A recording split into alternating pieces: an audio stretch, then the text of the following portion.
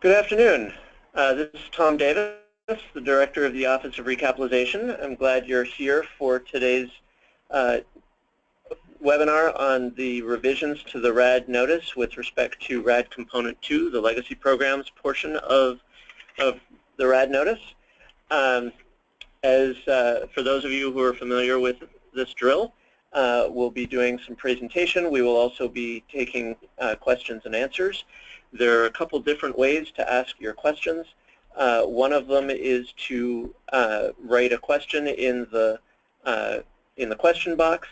The other is to raise your hand, and we will call on you. And if you want to do it verbally, in order to unmute your line, you can be doing the technology works in one of two ways. If you are called in through your telephone to the conference line, you'll have an audio code that will connect the computer and the telephone line, and we can unmute your line. If you are only working through your computer, if you want to ask a question, you need to make sure that your computer actually has a microphone so that it can register the question you're asking of it, and therefore of us. If you are listening through your computer and your computer does not have a microphone, you'll need to be typing your question in the question box. So today's webinar is about the revision to the RAD notice that came out in the middle of January with a focus on the RAD Component 2 work. That's the Rent Supp, RAP, Mod Rehab, and Mod Rehab SRO McKinney-Vento work.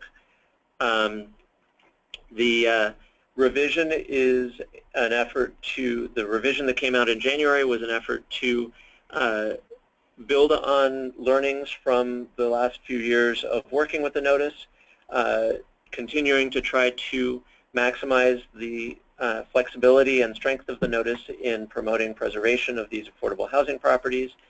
You may have noticed that there are quite a lot of revisions in the first component to simplify the program in some ways, to try to make the first component work for conversions in more cases, strengthen resident notification, a variety of other changes.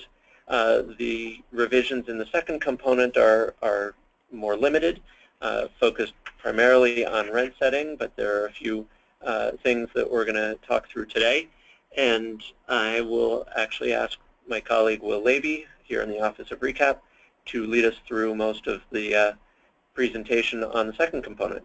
But thank you very much for joining, and I hope that this is useful, and feel free to ask questions either as we go along or at the end regarding the second component. Will. Great, thank you, Tom. This is Will Levy in the Office of Recap. I'm also joined by Minnie Monroe-Baldwin and Greg Byrne from our transaction division. They'll be helping with commentary when I don't say things quite right, as well to help field questions.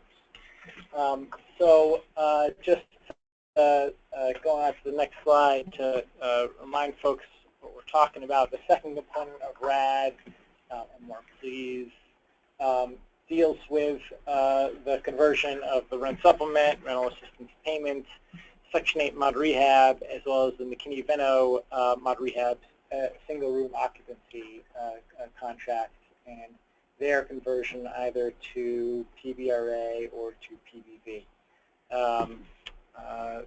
We've made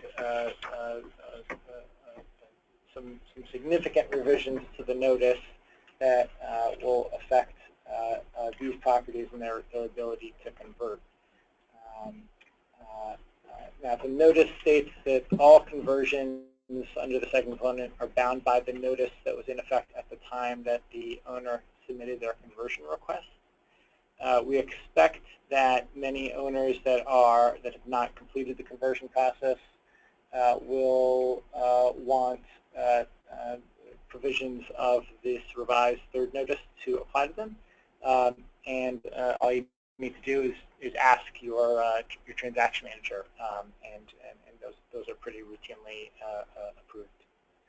Okay, we'll go on to some of the major changes. Consistent with where the housing opportunities through Modernization Act, or HOTMA, is going with the PBV program. This notice eliminates the cap on the number of PBV units in each project that could be assisted in each project. If you recall, in the regular PBV program, that limit is 25%, with certain exceptions. In RAD, we had increased that to 50%, keeping the exceptions for elderly, disabled, or units receiving supportive services. Now, in this version of the notice, that cap, that restriction, is completely lifted. So for PBV conversions, there's no restrictions or additional requirements if the property would be fully assisted. The next bunch of provisions impact rent setting, and I'll go through each one, and then I think we've put together a pretty good slide that kind of summarizes where things stand. So first is for conversions to PBRA. Owners have the option to, with HUD approval, to use the small area FMR in the calculation of contract rent caps. For years, HUD had only produced area-wide fair market rents. Just recently, HUD has been producing small area FMRs, which are zip code based and is supposed to be more fine-tuned to the market.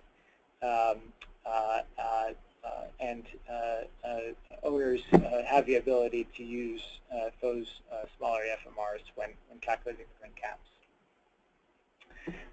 And the next major rent-related revision allows any conversions to PBRA, mod rehab, rent Supp, or RAD conversions to PBRA, to achieve rents, if justified by a comparable market rent, by the comparable market rents that exceed 110% of the FMR, up to 120% of the FMR. If the project either preserves project-based rental assistance in communities with high percentages of rent-burdened households and where it's particularly hard to utilize tenant-based assistance. The project serves to expand housing opportunities in communities with poverty rates less than 30%, and/or the project supports revitalization activities that are resulting in material private investment in the surrounding neighborhoods. We know folks have asked questions about what exactly HUD wants to see to demonstrate any of these. We plan to produce some additional guidance on this front. In the meantime, there's nothing preventing any owners from making an argument or putting up a justification, and we'll be assessing those. But we also hope to put out some additional guidance pretty soon.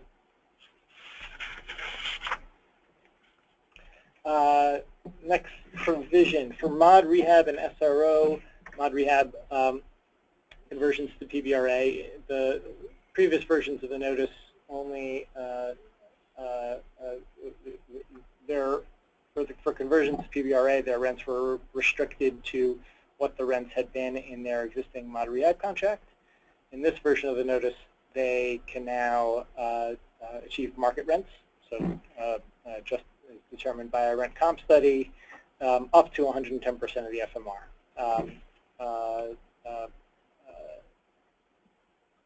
So that's a very, very significant change that we hope mod rehab owners are paying attention to. And the next change is particularly useful for SROs. Right now, the HUD's standard practice for years for single-room occupancy units was to use the efficiency FMR times 75%, or 75% of the efficiency FMR to determine the SRO FMR. It was just the standard, relatively blunt practice. For conversions under RAD, we'll be we're dropping that practice and simply adopting the efficiency FMR, which comes into play in considering any of the rent caps. Okay, so putting the rent provisions together, created this chart. It tries to simplify what the rent I'll recap it. And everything new is in red. So for mod rehab and for SRO conversions, contract rents are set at comparable market rents up to 110% of the FMR. Owners can request to use a small area FMR. SRO units use that are actual SRO units. Some SRO units are already efficiencies or one bedrooms, but actual SRO units can use the efficiency FMR. And with HUD approval, and if supported by the comparable market rents, contract rents may be set up to 120% of the FMR. So a slew of new provisions there. For mod rehabs converting to project-based vouchers, it's largely intact. The contract rents are set at market rent levels in the PBV program that's determined by the PHA's rent reasonableness analysis, up to 110% of the FMR. And here too, SRO units can use the efficiency FMR. For rent Supp and RAD conversions, for their conversion to PBRA, they had previously been allowed to have rents set based at comparable market rents. But we've added that the owners may use the small area FMR for the rent cap of up to 110% of FMR. And with HUD approval, contract rents can be set up to 120% of FMR. Then the rent Supp RAD conversions to PBV, the rent provisions remain as they were before, set at rent reasonableness levels up to 110% of FMR. Okay, so that's rents. Just a couple more items on changes, and then that'll be the end of the presentation, and we'll go to questions. So the notice revised the somewhat the capital needs assessment requirements for mod rehab conversions. Allows for an exemption for properties where less than 20% or fewer of the units will be assisted. A CNA would not be required to develop a scope of work for the property or to develop a 20-year reserve schedule. We've also clarified that the utility consumption baseline would not be needed for buildings being demolished or newly built. And we've also put in there a placeholder that in the event that in either the PBRA or the PBB program, as they develop guidance on utility benchmarking, they exempt certain properties. For example, projects where less than 21 units are assisted is one proposal that multifamily has put out, but is not yet in effect. Then that any exemptions adopted there would apply to RAD when coming up with when determining who's required to perform the utility consumption baseline. Okay. Lastly, just a few other things. In the realm of unit reconfigurations, when frequently, especially for mod rehab SROs, owners choose to reconfigure units. So take 50 SRO units and turn it into 30 efficiencies or something of the like. We've clarified that in the event that they do that, using that exact example, 50 SRO units to 30 efficiencies, the HUD would also issue 20 tenant protection vouchers, which could be used if some of the residents would be relocated. We've also modified language related to the length of the PBB HAP contract, allowing it to be more than 50 years, more than 15 years, up to 20 years. However, this only takes effect when recent PIH notice regarding the changes to the project-based voucher program from HOTMA takes effect, which would be in mid-April.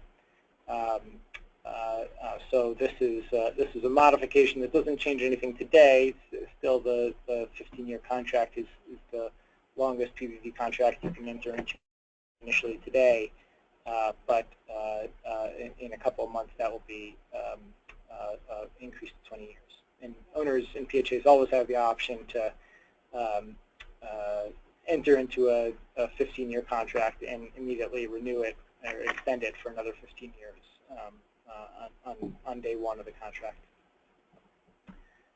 Lastly, we clarify for when there's a transfer of assistance to a new site, the mod rehab contract would remain in effect at the original site until the units at the new site are ready for occupancy and the new contract is executed. Okay, so that is a summary of all of the changes. We will turn now to your questions. First, we'll see if there are any hands raised, and then we'll see if there are any written questions.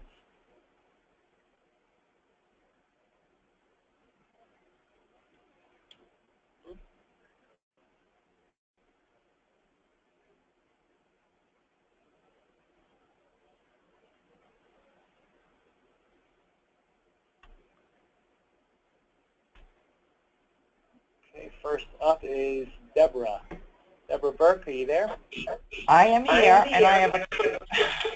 So for PDVs, with the caps gone now, are we used to have, if you went above the cap, you had to do self-sufficient family social services.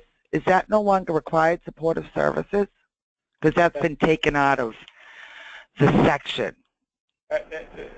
That's correct. Services are no longer required to fully assist the property. Okay, so if we did a deal back in the first notice, because we have a bunch of older deals now, are we allowed, does it go retro, or is it just for the new deals? So it's clear that it's for the new deals. It is not immediately retroactive. I encourage you to pay attention to the HOTMA notice that the Office of Public and Indian Housing has put out, which they're soliciting comments on. There are some provisions that they allow PHAs and owners to mutually consent to modify the contract to update it to a HOTMA provision, and then there are some where HUD is silent on that. Okay. And I believe this is an area where HUD is not taking a position on that. So I think we'll need to see how that plays out. Okay, thank you. Sure. And then I have another question that I don't know if you can answer. For the public housing to PBRA, when we had family self-sufficiency, are they still eligible? Because the housing authority's now stepped out. It's now a multifamily site. This is, so you're talking about a public housing conversion? Yes, and I don't know. Yeah. So if it's on the this is a little bit off topic, but just to quickly say, if it's now assisted under the PVV program, then yeah, the PHA can have a voucher FSS program. And if it's now the PBRA and not PBV? So they can also have an FSS program. It's newer on the PBRA side, and they're not eligible for service coordinator funding from HUD, that they can't take the rent benefits. Okay, great. Thank you. Okay, next question from Tony. Tony, you're on the air. Hey, Tom. Thanks for taking the question. I have an SRO that we administer as a housing authority, and it's owned by a nonprofit, and they're converting the SRO to PBV. And, you know, we're also doing another RAD transaction for public housing development, and we're intimately involved in that one. In this particular one, you know, we haven't even been notified by HUD yet. We don't really know what's going on, except we get occasional questions from the nonprofit owner. So I was wondering if you could just talk a little about how the process flows on the second component, and also maybe talk a little about the timing of relocation. There's going to be a rehab at this site, and they're talking relocation. Are the same restrictions in place for second component that there are in the first component? Right. So this is Minnie Baldwin, and to answer your question about the process, we do have a resource desk that you could become a user and come in to the office through that, giving your indication of interest in the program, and that kind of starts the process of our contact with you to have some discussions about your project and all of the intimacies of what your proposal would be. So that would be the first thing. And I believe you had a sort of a second question. Well, about and it's just following up on that first comment. So the owner would do that. What point do you bring the housing authority into the conversation? Well, the housing authority, our conversion, our contract under the PBRA, for example, would be directly with the owner, but with the PBV, it would be with the PHA. So both with SROs, we would be in, if it's going PBV, both in contact with the housing authority to sort of discuss the project, the owners, and also the continuum of care organization. So they would be brought in once you really apply with us, but initially, again, with the owner's indication of interest in the program, we would be having general conversations, but technically they would be, the PHA going PBV would be brought in at the point of application, where we would be contacting them and getting sort of a reference about the owner and the property. Okay, so if you haven't contacted us yet, it's possible they just haven't submitted an application yet. Most likely not. And again, go ahead. Just asking about relocation. What was the question, though, about the relocation? So they're doing a rehab here, and they're going to be doing relocation. You know, typically with the public housing component, the first component, you know, the relocation can't start until, you know, RCC is executed at least, or even closed. And you know, I'm just wondering, is that the same restriction on this, or can they do relocation whenever they wish, and, you know, just in the process and continue on with their rehab? So there, under the second component, the restrictions are a little simpler, but there's one complication. So the restrictions are tenants have a right to return, or the requirements are tenants have a right to return, and as per always, the URA applies. The complication, especially for a PBV conversion, is that HUD only issues vouchers for the number of occupied units at the time of the contract expiration. Right. But if the property is, you know, you're far along, if the owner is far along enough with the planning and has arranged financing and wants to begin relocation and start to move in half the property out, they could kind of shoot themselves in the foot by limiting the number of vouchers that ultimately get issued that can be project-based. Mm-hmm. What's the trigger date? Is it CHAP issuance, or, I mean, how do you determine the number of people that are eligible? It's the expiration of the contract, and it's the same number of units on the contract for an SRO, the existing contract that is being converted.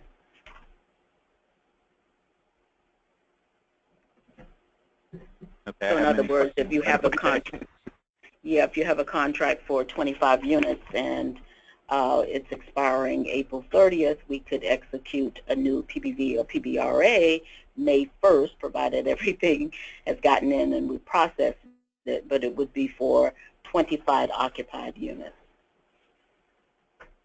Okay.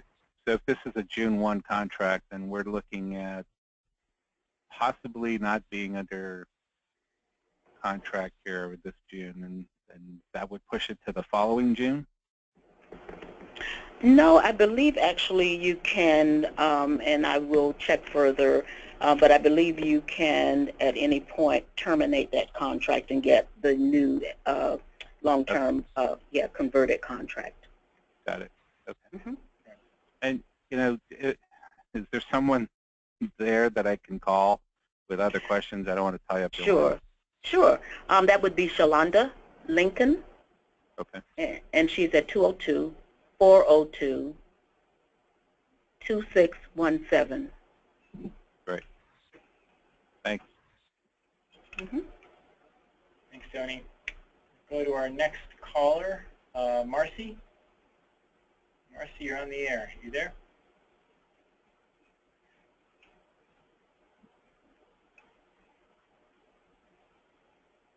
Marcy?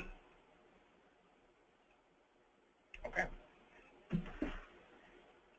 Any other callers before we see if there are any written questions?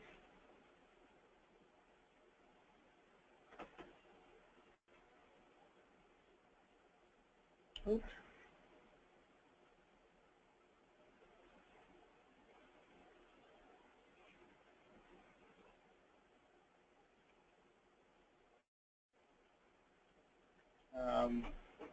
There is a question about whether this notice is impacted by a memo from the new administration that halted certain regulatory actions. No, it's not. Everything that is in the RAD notice is in effect. There's no delay or freeze.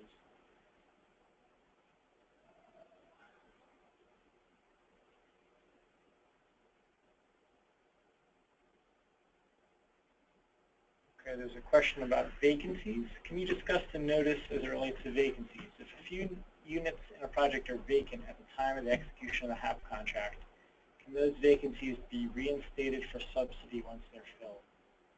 So I think there's two answers to this. One is for a PB, what we were talking about with the previous caller for PBV conversions, and about how HUD only issues vouchers for the occupied units.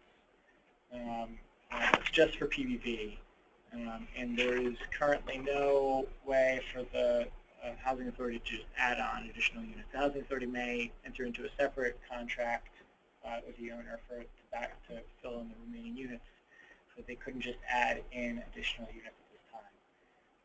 Now for a PBRA conversion, there's no requirement that the units have to be occupied at any particular time for the units to be eligible.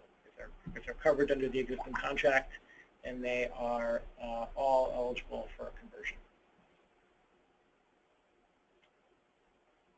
There's a request to publish the presentation used today. Yep, we'll post that on our website after this webinar. We'll also have this webinar recorded in case you want to watch again.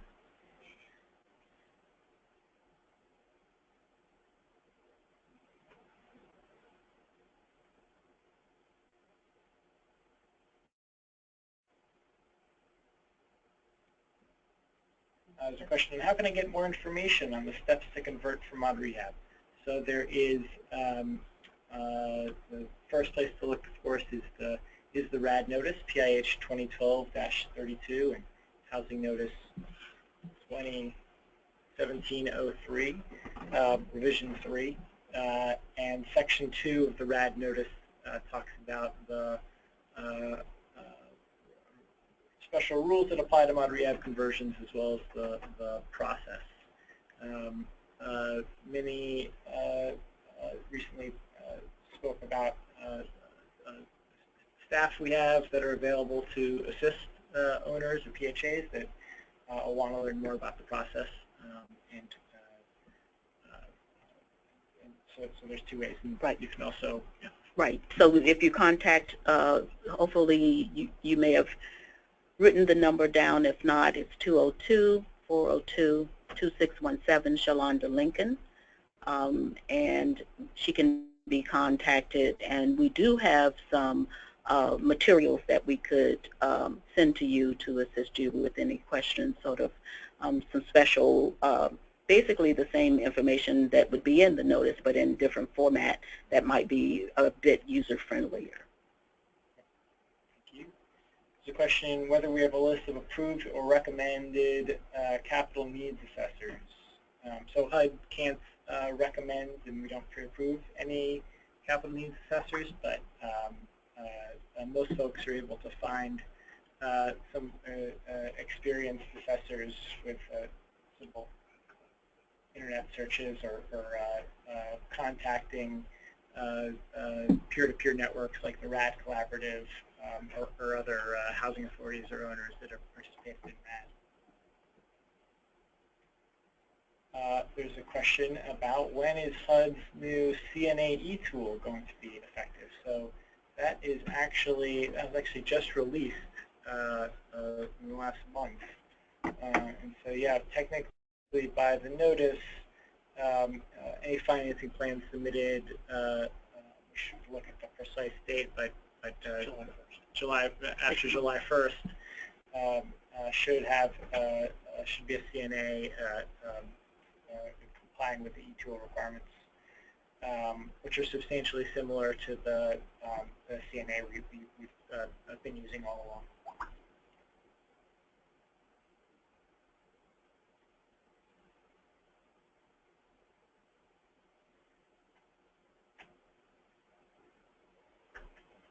There's a question for SRO units using the 0 bedroom, the efficiency FMR.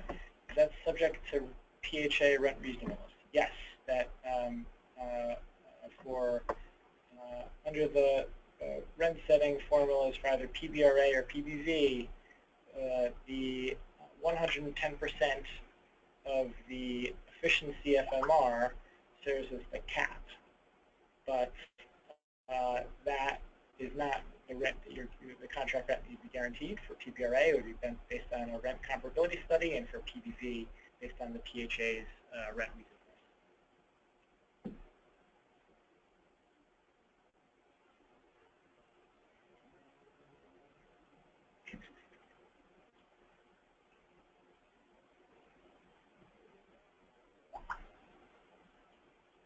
So there's a question, if you scroll down a little bit. If there are currently 1- and 2-bedroom units under a RAB contract, however, the owner wants to only convert to 2-bedroom units, is this possible?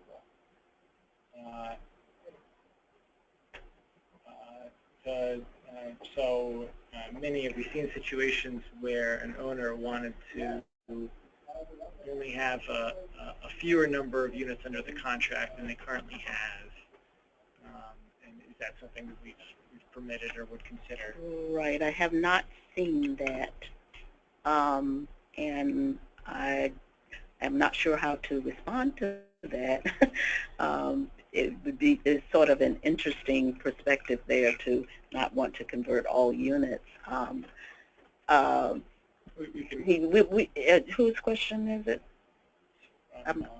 Sheila Melton. So why don't we suggest Sheila? Yeah, can you call me? And I think we also are going to be publishing these questions. Or are we going to be publishing the questions in there? Okay. So Sheila, if you will call me, 202-402-2636. I need to look further into that because we have no experience with that for RAP contracts. There's a question. Can you talk generally about the condition expected of mod rehab units before conversion? Stock is generally aging with deferred maintenance. Can it be rehabbed post-conversion if no appropriate financing plan is approved and perhaps construction contract and the like applied? Right. So our basic premise is that the property is in decent condition, or you'll be able to perform work as soon as the conversion occurs, under leveraging the new long-term Section 8 HAB contract to finance any repairs that the property needs. And if you can show us that you can arrange the financing, the basic conversion requirement under RAD for mod rehab is that if you can show us that you can arrange the financing to address the property's needs once you've got the Section 8 HAB contract, then we approve the conversion. There are obviously other due diligence requirements like environmental reviews and and such, but that's the basic condition is a demonstration that you will be able to address those needs.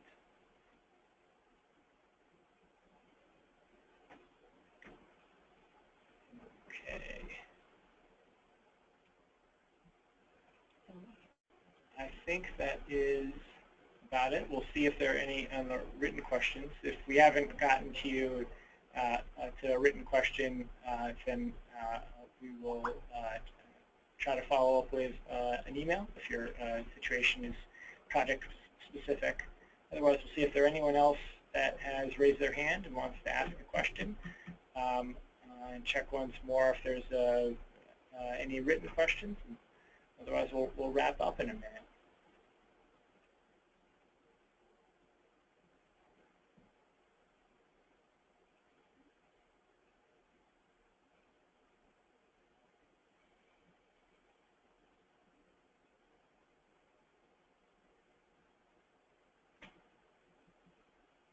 Okay.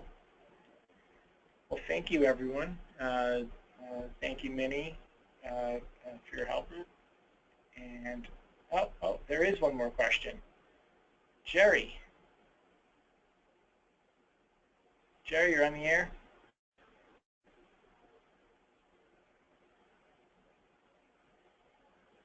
Okay. Jerry, please feel free to send in your question. We'll try to respond. So thank you, everyone, for joining us on this Thursday afternoon. We look forward to working with you in the future to convert these stocks.